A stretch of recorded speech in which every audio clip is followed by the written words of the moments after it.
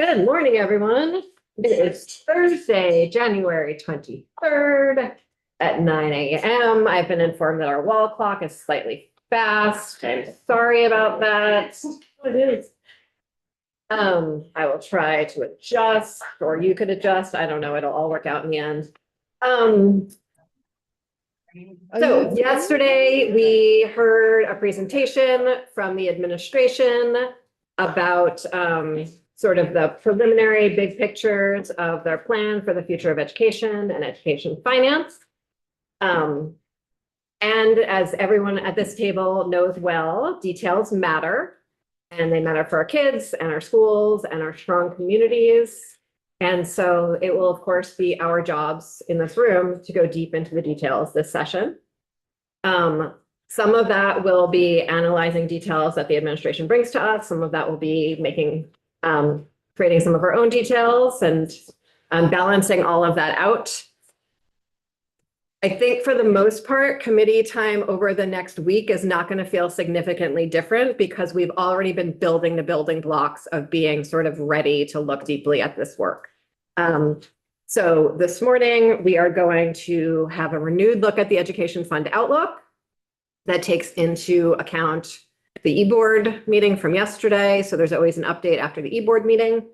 And then we are going to hear from the tax department, two different reports that came in from Property Valuation and Review. One is an annual report that they give us every year. And in memory of Senator Beck, this is his favorite report. You would get like a kid in a candy shop about this report. And we get printed copies, and it's really an important whole look at essentially our grand list, right? Like it's a report about the grand list, and it really helps us understand the base that we're taxing when we talk about property taxes. And then we're going to go also into some depth in a report that I think Jake Feldman from Tax took the lead on, that is about our property tax credit system, which is part of the administration's proposal on education, but one part of a much bigger whole. And so I think for a little bit, we're going to be sort of like just taking pieces and not looking at the big picture quite yet while we sort of build our capacity. And then this afternoon, the consultants from the Agency of Education that did it's my understanding they did the bulk of the modeling work that led to the administration's proposal. They're called APA, and they are in town in person for a couple of days. And so while they're in town in person, wanted to make sure we had them in, because testimony in person is always slightly different than testimony on the Zoom, even though I think we all want to have that not be true. We're humans. And so they're joining us this afternoon. It feels like very slightly preemptive to me to do it, but we're just going to do it anyway and do our best. And what I've asked them to do is really talk through the assumptions that are built into the model that they are sort of presenting as part of this. So really we're not going to dig into say this detail is good, this detail is bad. We're going to really dig into like, what are the details that led you to the decisions you made? And try to just get clarity on that and a little bit of visibility on it. And then after the floor, we have lots of training. And first thing in the morning tomorrow, we're going to look at the budget adjustment memo that we're a day late on, but such is life through ways and means. Any other public service announcements? Cool, great. Julia, you want to budget adjustment memo. Yes.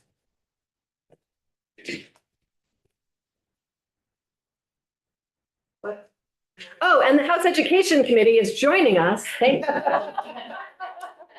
So much public service announcement happening. Hello, House Education Committee. So nice to see you. They are joining us. They're Zooming in. And Sorsha, can you please post the annotated Ed Fund Outlook that Julia has made a couple times? The guide to reading it, so that they can access that as Julia is talking. Thank you very much. So that will be up in just a minute. Lovely Education Committee. So we're going to hear from JFO, probably to go through the whole Outlook first, and then we can do questions after. And we can go back and forth between the two committees for questions. Could we have a request, please? Just a request that when Julia is presenting, that she shares her screen. Absolutely. Those are nice looking. I was gonna say. Treats you have on the table there.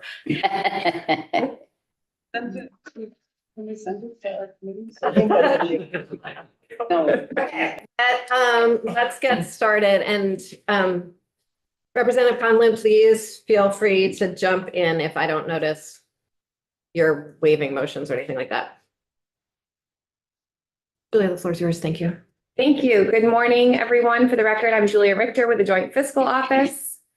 I'm going to go ahead and share my screen. I'm sharing the Ed Fund Outlook from the Emergency Board. This is posted, I believe, on both committee web pages under my name. So Chair, would you like me to walk through what this is showing or what the changes are? Big picture would be helpful. If you could walk us through the whole thing, that would be great, with a larger emphasis on things that have changed. Absolutely. So what we're looking at here is the Education Fund Outlook. This can be thought of as the operating statement for the Education Fund. This looks pretty similar to the one that we looked at a couple weeks ago or days. I don't really know when that was. But there's a couple of significant changes from the Emergency Board that we see reflected here as compared to the December 1 letter. So looking here, these first preliminary lines, A through I, you'll recall that from Ezra's presentation last week, that these are really the summary lines. So this is reflecting those big picture pieces that are included in the modeling. If you have a mind to numbers, you might note that these numbers are all looking the same as they looked in the December 1 letter, Ed Fund Outlook. And the reason for that is because for the Emergency Board forecast, we don't recalculate the yields or the rates. We hold that constant so you can see how the other adjustments are impacting the Education Fund. So you see that with these rates, so the uniform non-homestead property tax rate that we're seeing here in line C, and the property yield and income yield, we're seeing that leads to a uniform average bill change estimated to be about 5.9%. I'll remind you all that this uniform average bill change will be a policy choice as you work through the yield bill. Only for the purpose of the December 1st letter, we need to assume a uniform average bill change for the purpose of solving for the yields and rates. But after the December 1 letter and the presentation of the e-board, that's a policy choice. Moving down the Education Fund Outlook, we get into the sources section. This is where you will see the changes from the economist's forecast. So you'll recall that there's non-property revenues that flow into the Education Fund, all of sales and use, a portion of purchase and use, meals and rooms, et cetera. And what you're seeing here are updates per the economist's forecast. I want to note that the January consensus forecast that you all heard about yesterday and was adopted by the Emergency Board shows a decrease in forecasted Education Fund non-property revenues for both fiscal year 25 and fiscal year 26, but that's compared to the July forecast. So this is a decrease of approximately 6.6 million for FY25 and a decrease of 5.1 million for FY26.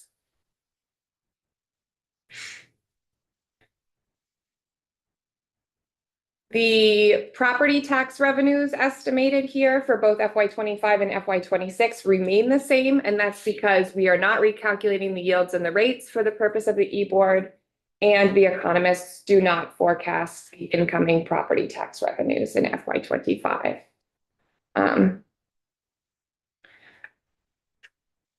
Just a quick clarification. So that 5.9% increase, that's constant here, it stays. Yes, exactly. So the 5.9% uniform average bill increase is an estimate given our best available data, the yields that we're seeing reflected here in D and E at the very top, and the uniform property tax rate given This is our best grand list data at the time. These are the forecasted yields and rate from the December 1 letter. If these yields and this rate were to be implemented right now, our estimate would be that that would be a uniform bill change of 5.9%. However, again, I know I do want to reiterate that uniform bill change across all three classes is a policy choice. In the December 1 letter statute, it requires a number of assumptions. One of the assumptions is it says, so that tax and JFO can reach consensus, it tells us how to solve the model. And it says, assume the average bill change is the same across all property classes. And as we continue our work in committee towards the yield bill, we might ask the Joint Fiscal Office to model multiple scenarios so to use the current year unreserved unallocated and to apply it in different ways, or to change the ratio of homestead to non-homestead. And so then we might have multiple columns added to choose from where that number that you asked about would change in those columns. Thank you. Sure. So that's what we're seeing here in the sources lines. Moving down into appropriations, there are also changes here reflected in the FY25 appropriations. This is the other significant change that was added or adjusted for the eBoard Ed Fund Outlook.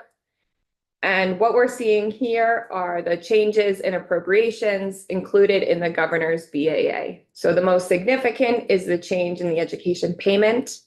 You'll recall that when the yields were set last year, there were a number of school budgets that still had not been passed. So the education payment since came down after the big bill was passed. That's the most significant changes in that ed payment line. There's also a change in the universal school meals appropriation.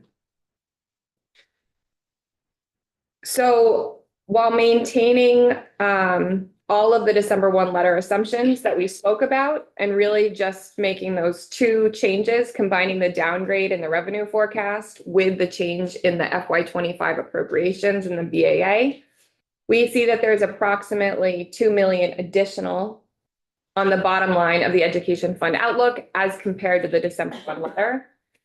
This is while still maintaining that stabilization reserve being fully funded.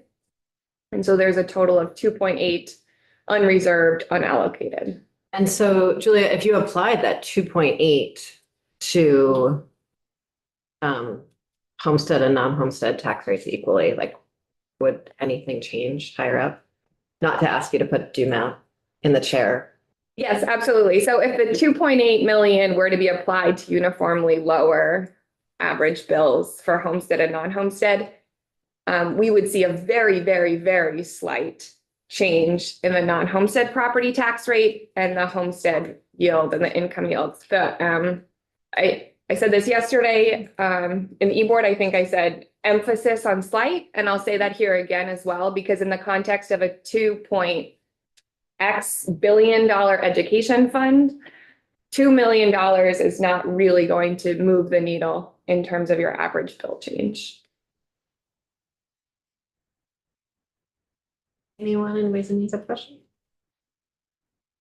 Anyone on the education committee have a question? I can't really see you because of the screen share. Would you like me to stop sharing? So we've been, the news was out yesterday that the economic forecasts were pretty rosy and that revenues were up, yet this forecast talks about lower than expected revenues. Could you talk about that in a moment? Yes, absolutely. So I would defer to the economists to talk about, how they reached their numbers. From a context of the education fund, downgrade in revenues from the July forecast compared to the economist's overall projection, it's important to recall that the general fund has different revenue streams than the education fund, right? So we can consider a general rosy picture of revenues coming into state coffers, but then when divvying it up across funds, we're seeing that for the non-property revenue sources that are flowing into the education fund, that's where we're seeing that downgrade. Does that answer your question, Chair Conlon? It does, although I just paid the use tax on buying a new car, and I feel like the number really should be much higher as a result of it. I think, Julia spoke to the, the scale of the fund, Chair Kaufman. Yeah. Anyone else?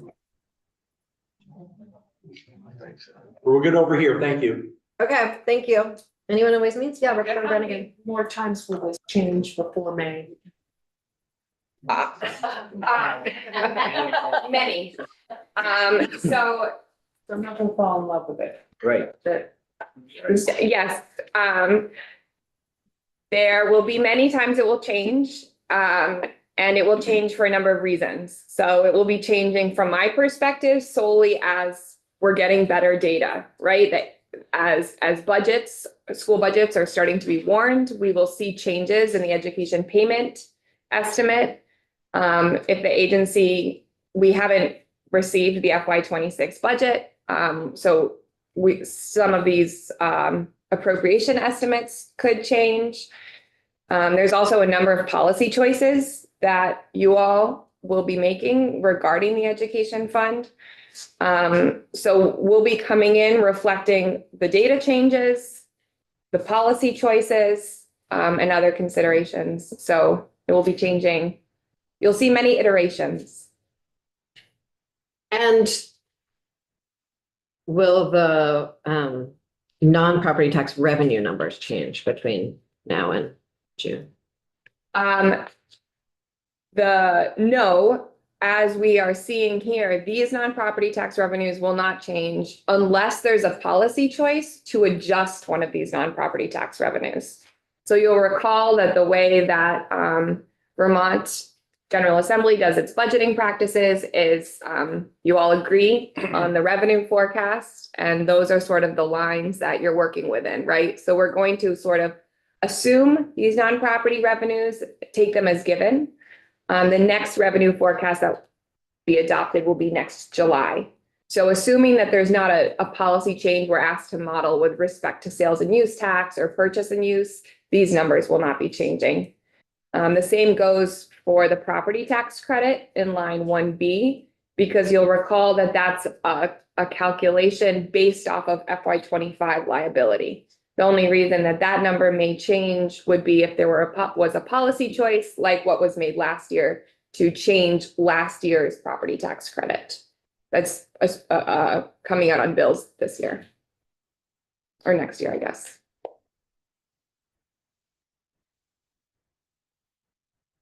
Thank you very much, Julia. Yes. We're going to take a 5-minute, we're going to say goodbye to the Education Committee. Thank you for joining us today. Nice to see you. Oh, Peter? When do we get an updated number for basically where school budget proposals are at?